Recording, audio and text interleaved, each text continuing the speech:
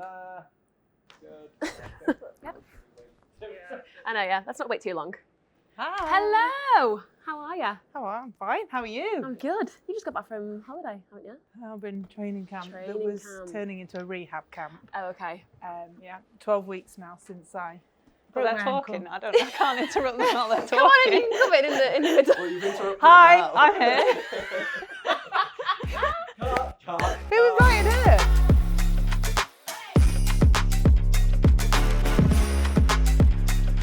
Okay. Hello, Kate Cross. How are you both? Yeah, 2 rehabs. How are we? rehabs, yeah. Sage, isn't it? I know. Have I? I've tried to avoid that word, but it is. No. I have more. sure I have not. more of that than you do. You have years ahead of you. Okay, girls. So I've been taking some questions from Lancashire cricket, and are we good to chat about it? Of course Ask we you are. some. Okay. So first question for the both of you: what's the moment in both your careers where you went, "I've fully achieved my goals"?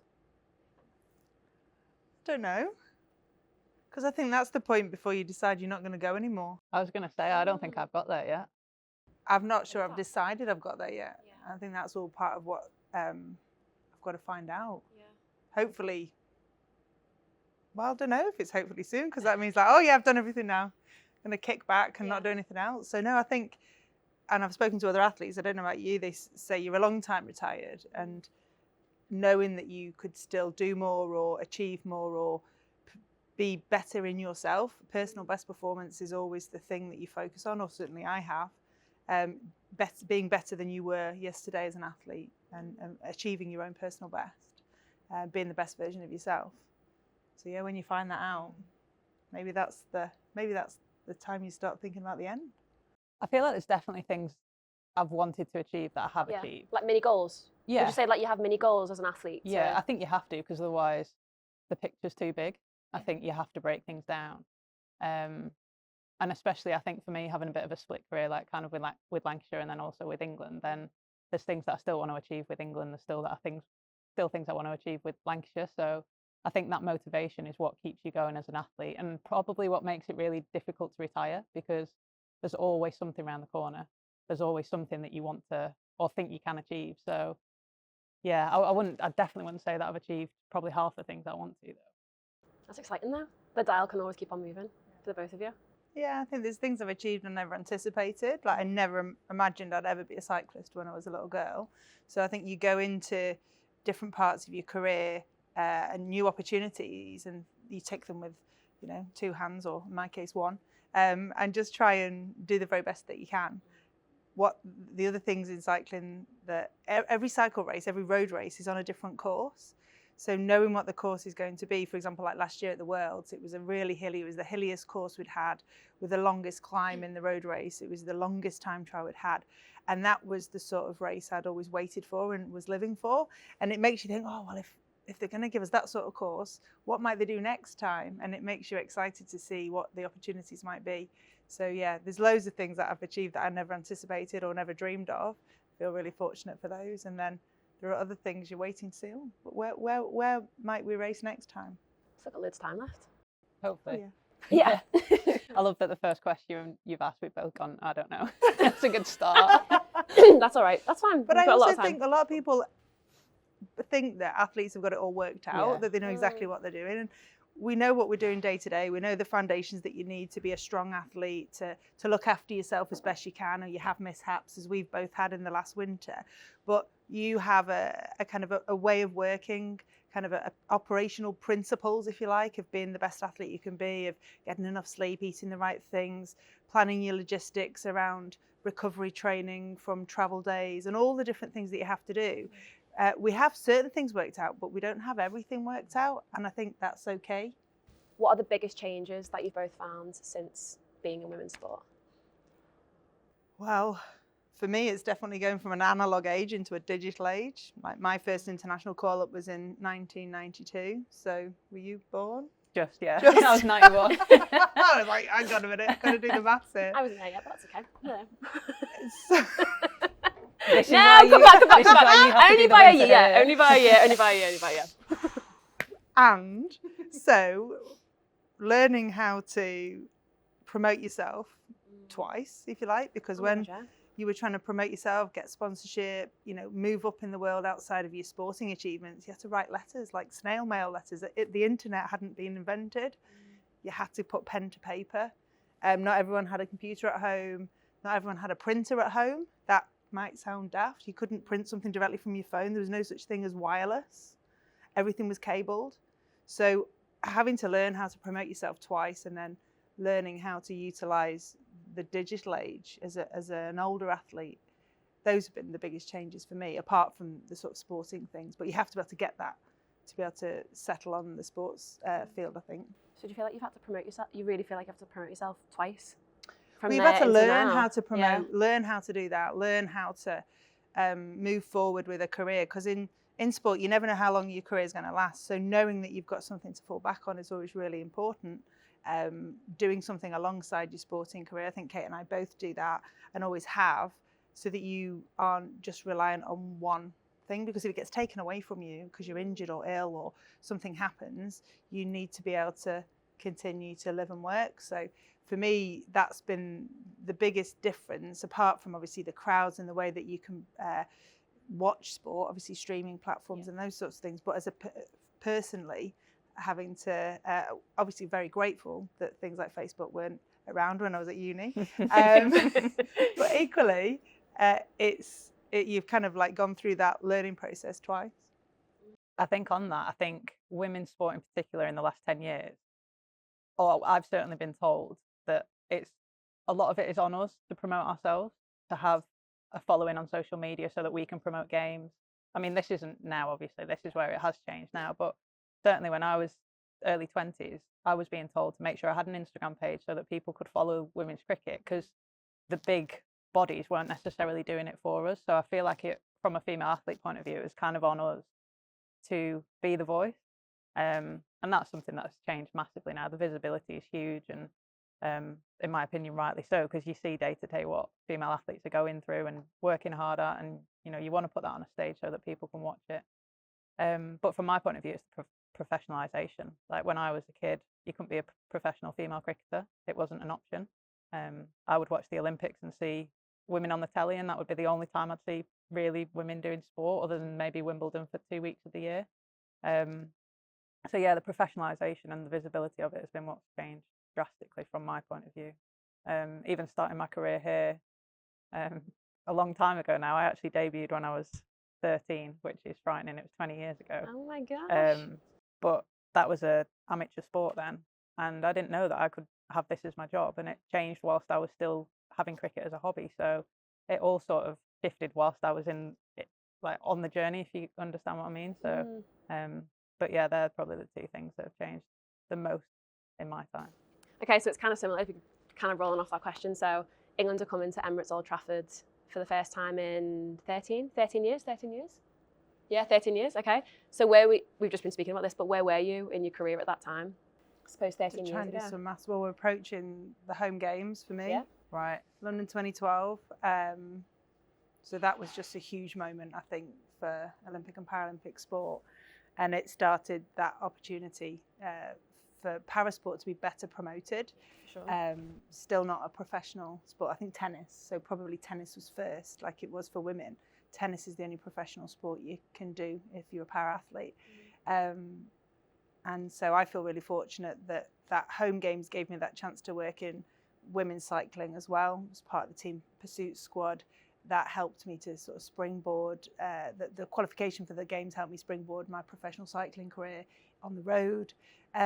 So yeah, London was just huge, and it's insane to think how much has happened in that time, and that we haven't had a women's international here, because I have an 11-year-old daughter who was born the year after that. And so yeah, it's mad. I'm so excited to see what comes, and the crowds, and that partisan crowd is what you live for as an athlete.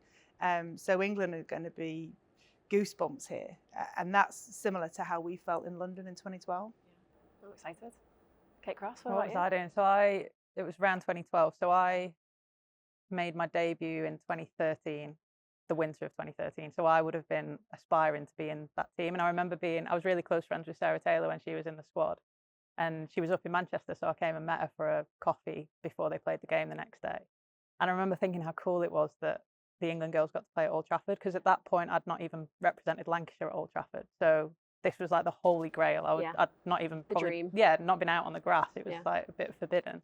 And I just, in my head, I just thought that that's the norm, that you get to play at your home ground, your home county ground, when you're representing your country. And I've still not been able to do that.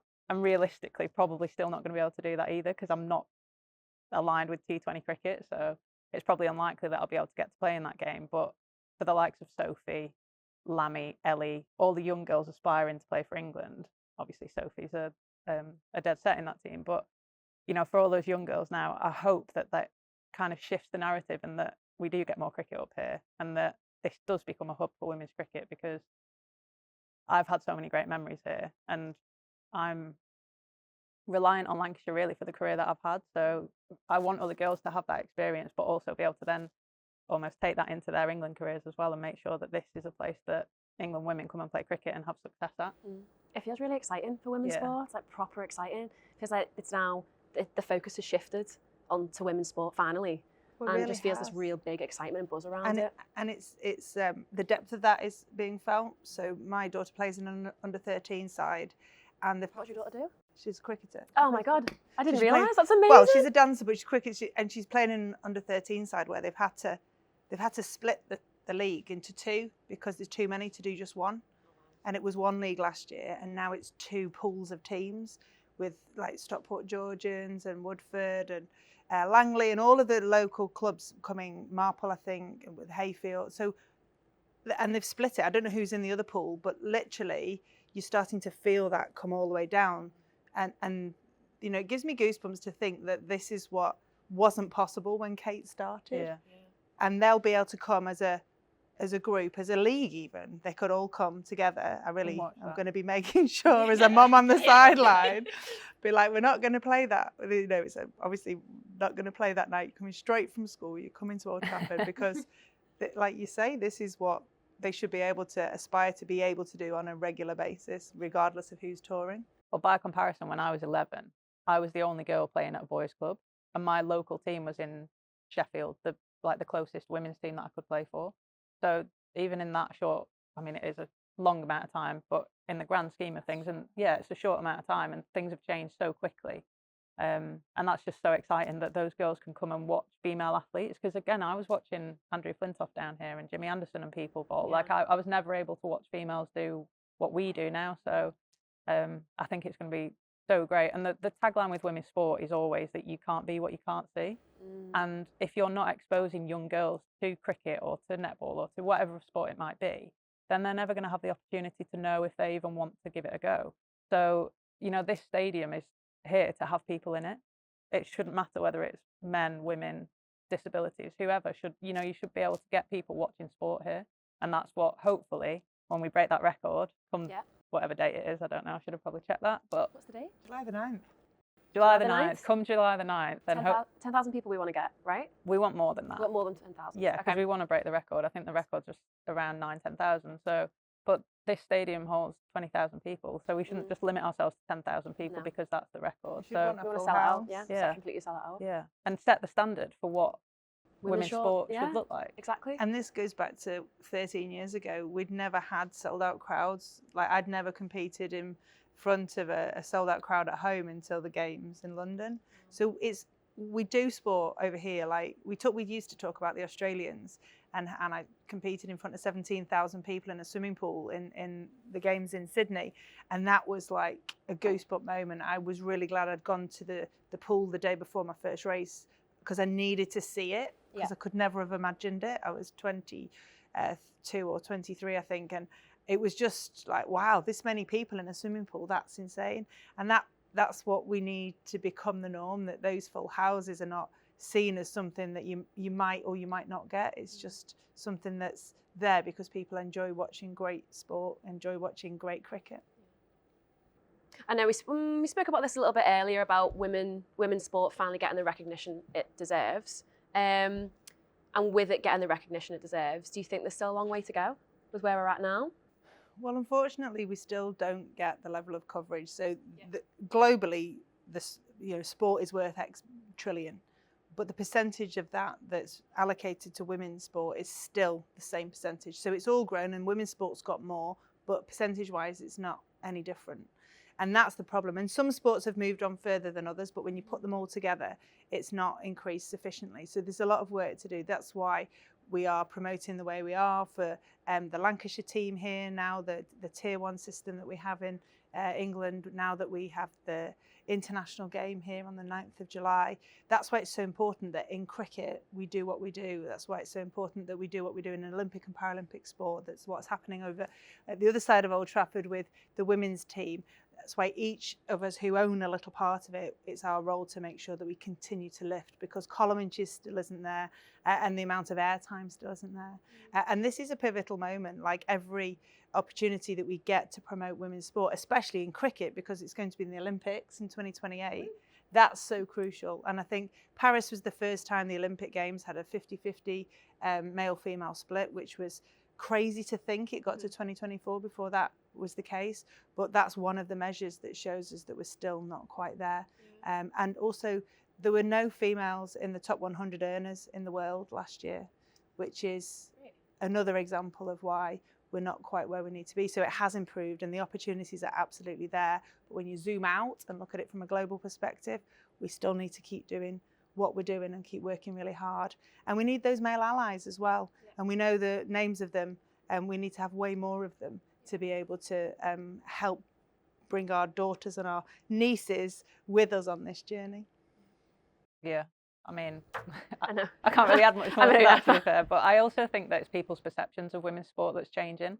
So I think 20 years ago, you probably wouldn't have got people watching women's cricket or women's rugby or whatever it might have been. But now, I mean, I'm saying this on the back of actually just hearing what happened in Australia with the guy on the radio. I don't know if you heard it, but there was a really misogynistic comment about one of the guys on Triple M talking about the Matildas and saying that it was like watching year 10 girls play football and stuff like that. It was just, it almost felt like you'd gone back 30 years. And yeah, You'll always get those one or two people. yeah, and you will, and it is thankfully now becoming the minority. But what happens is those comments are still getting people feeding them. So there's still perceptions there that, in my opinion, need to change quite drastically. But you're only going to get that by having the right visibility, having the right columns, having the right split at Olympics, etc. So there is still a long way to go. But if you look at how far it has shifted in the last 15 years, then it has shifted significantly. So it's almost knowing what fires to fight. And I think that's something that I've learned as well throughout my career, is knowing what you can change and what small part of your corner of the world you can change. But actually, some bigger pictures are really difficult to make. It's a marginal effort on. gains approach, Yeah. isn't it? If we all do our little bit, when we add it together, it'll make that significant difference. And sometimes when you're at the coalface as we are, you don't notice the changes year to year. But then, like Kate says, when you zoom out, you do notice that we have made significant strides. We just need to keep that momentum up. I think it's too easy for people to say, oh, haven't we done a great job? And we're doing a great job. I think that's the difference. We haven't done it yet. We're doing it, and we're all still committed to keep, pushing that dial and making it, more possible, so that more girls can be following in our footsteps and in an even easier way.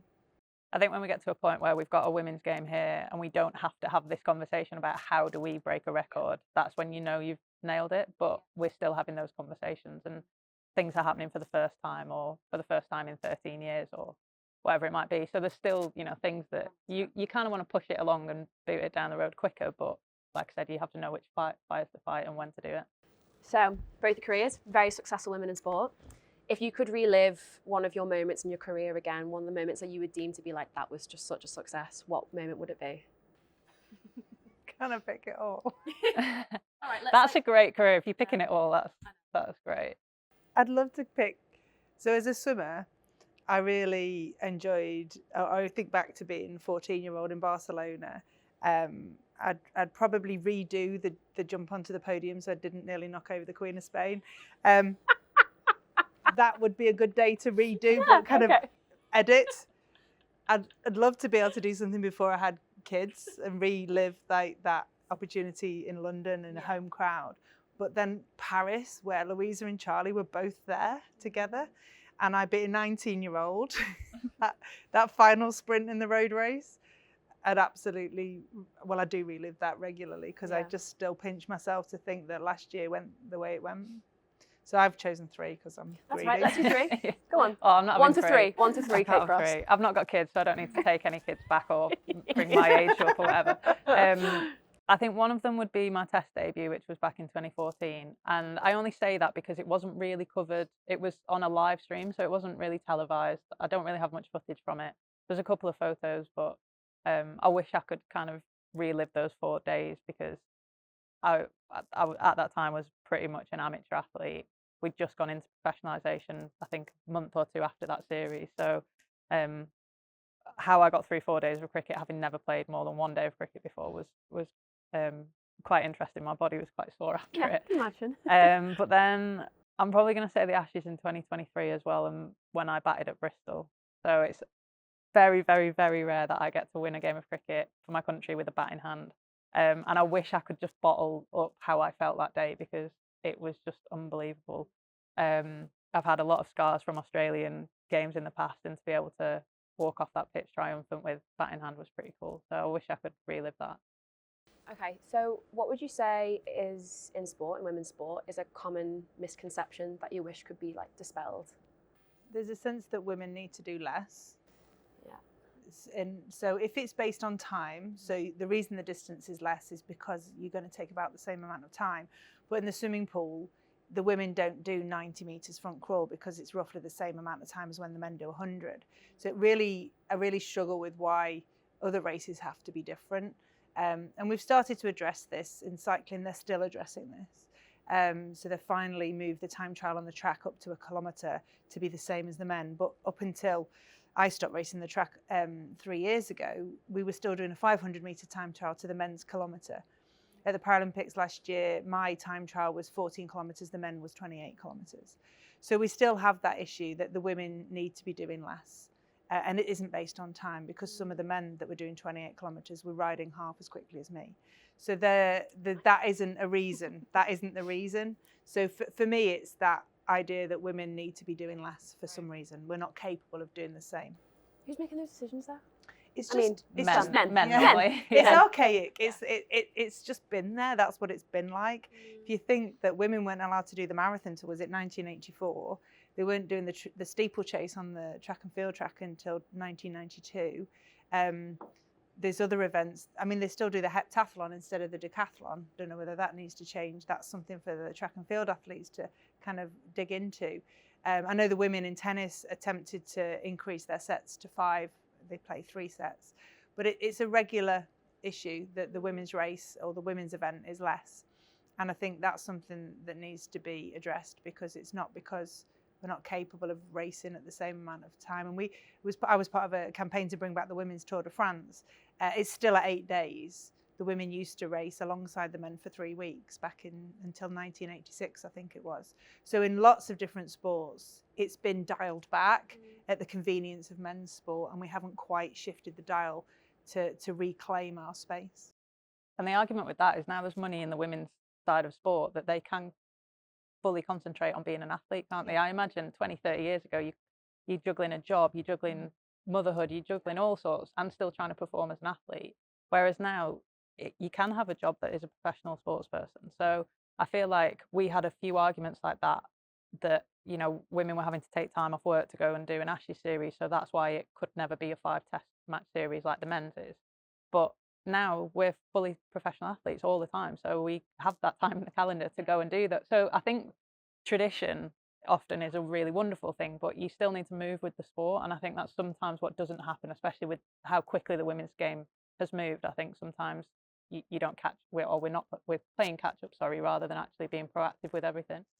And the other misconception that I think is spoken about a lot and used against us quite a lot is the whole, they're asking for equal pay. I don't think I've ever met a female athlete who has ever asked for equal pay to a man, but all I've ever asked for is an equal opportunity to what a male counterpart would get. So if that is training here at Old Trafford the same amount of hours that the men get, then why shouldn't the women have that?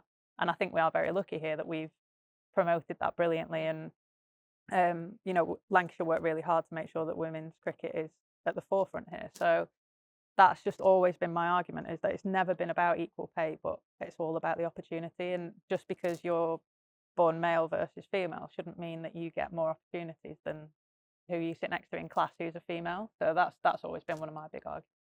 And I think part of that opportunity is the resource. So resource then takes care of all of the other parts, which salary is part of, prize money is another part, and then the other opportunities that come with the role of being a professional athlete. And it's not about one thing. And I think one of the dangers is that organisers of events have focused on, we've provided equal prize money, and therefore we're providing the same event or opportunity to the women as we are to the men. But that it's not just about the finance, it's about everything else behind it. So if the race is less safe, it's over fewer days, it's over a shorter distance, then the money side of it is it's just one small thing. Absolutely. And if you don't have the opportunity, you can't prove yourself to be, you shouldn't have to prove yourself, but you can't promote yourself in the same way because you're not getting that chance to, with eyeballs on you in the stadium like this. It's not just one tick box. There's a lot of things you've got to do. It's not just the money. So what are some of the challenges that you faced as a woman in sport that might be surprising to people listening to this or watching this today? I don't think mine would surprise anyone, but it's just the fact that I've had to wear male clothes for a lot of my career in cricket. Male clothes? Yeah, like everything was male fit kit. It's only probably been in the last 5 or 6 years that our sponsor brands have started making female fit kit.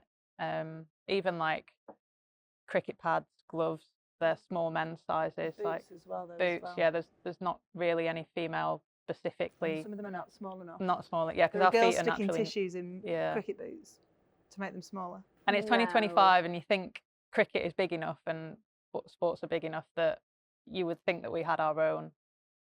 I know of a few companies that are in the market now, but yeah, for a lot of my career, I've worn men's clothes, and like I look back to some of my debut outfits and the training kit I wore, and I was like drowned, and I'm representing my country, and I was like, gosh, I look a shambles. So yeah, I don't know whether that would surprise anyone actually, but that's, I mean, it is surprising. I it's didn't kind of realise. still going on now. Well, I think the other thing that kind of follows on from that is that we got women's fit in cycling, but I opted for men's fit because women's fit meant it was shorter shorts, it was a shorter jersey, it didn't account for what an athlete body was, like it was just one shape. So I wanted something that was narrower, that was longer in the leg because it's more aero, didn't need it to be super short. I wanted the jersey not to ride up to above my belly button because I have a long body. So for us in cycling, whilst there was an attempt to create a women's fit, for me just going for the extra small men's was the better way of doing it. And I think it goes to show that all shapes and sizes do sport. So what we need is to have that breadth of range. We don't need to have just this sort of fit. Like if jeans can do it, you can have different, you can go into a shop and be completely confused by the different styles of jeans. Yes. The short, the boyfriend, the this, the that, the skinny, the not skinny, the bell bottom, whatever they are. Why can't we do that in sports kit? And I've tried to go female fit, but it's not for this female. Yeah. One of the things I didn't anticipate when I became a mum was just how often babies would need feeding. Even I know that. No, but like literally, you finish feeding them, you'll get one effort in, you'll need to feed them again. Like that effort was less than a minute. You're hungry again. So I basically had either of them in the other end of the track centre away from the GB pet area where Barney was with them playing. And then I'd go and breastfeed in between efforts to make sure that A, there was not anyone screaming the velodrome down, but B, to make sure that then I could concentrate on what I was going to do. So having a settled and fed baby, however frequent that feeding was the best way for me to handle that early few months of motherhood before they went on to solids and mixed feeding. But yeah, it's just like, okay, so we're going to have you in the track centre and I'm just going to feed you after every effort. That'll be the way we do it. And that surprised me. I didn't expect. Yeah. But I also didn't expect how it was possible to juggle. And obviously I was lucky that Barney was able to come with me and do everything, or my mum was able to come with me and help support that. And it certainly meant that I came back quicker from each of my pregnancies. But yeah, it was the lengths that you go to, and you can turn anything into a breastfeeding sports bra if you need to. Absolutely. One thing that's not necessarily been a challenge for myself personally, but I think something that still surprises me in 2025 is how little research is done around women and periods and athletes and sport and stuff like that. Because I feel like a lot of our blueprints are taken from the men's side of sport, and actually, you know, it happens once a month to every single female around the world. So there should be so much more research and a lot more training that is tailored towards women, I think. There is actually a lot of opportunity, but the challenge we have, so I work with Manchester Met Uni, is that a lot of athletes don't want to contribute their data. And so we have a role as older athletes. I'm working with MMU on studies into perimenopause and menopause, so that athletes, as they get older, there's still opportunity. Because if you look at the female population in age group sport, then there's a huge field for the men, and then there's a very small number of women competing. If you look at triathlons or cycling, or even in running as well. Running's perhaps closer to being 50-50, but we still have a challenge. Ultra running is where female athletes seem to go really well, because they do get better with age, and the gap between male and female in ultra distance is actually a lot less. But they really struggle to get the cohorts together to be able to do the studies. And I think it's really important that if there are women out there who are struggling, young athletes that are struggling, that they are willing to contribute their data and what they're finding, because there are a lot of myths as well around cycles and training to your cycle, but you've got to manage your symptoms and train like everyone else, because not everyone has those problems. So what we need to do is try and give them that confidence that it's not going to compromise them as an athlete. If they let out those secrets, it's not going to make them judged. Because I think a lot of women feel, or a lot of young athletes say, if I admit this feels like it's a weakness, and if I admit that I'm struggling with cramps or pain or debilitating symptoms, then I'll be judged, and that'll be part of my selection for something. And that's absolutely not the case, but I think that's one of the reasons why we have fewer athletes contributing to the studies that are out there. And most of the studies are done on sub-elite, and that obviously doesn't necessarily work when you've got athletes who are full-time. So amateurs. Right. So they're sort of regional and national aspiring athletes, or they are older in a sense that they are in their 30s, they're not in their teens and 20s. And there's lots of reasons for wanting to study at all ages of the menstrual age, sort of child rearing age, because you need to see where bone density usually peaks at around 19, 20, 21 years of age. And the menstrual cycle has an impact. So a healthy menstrual cycle and laying down good bone density will help mean that it tails off less as you get older.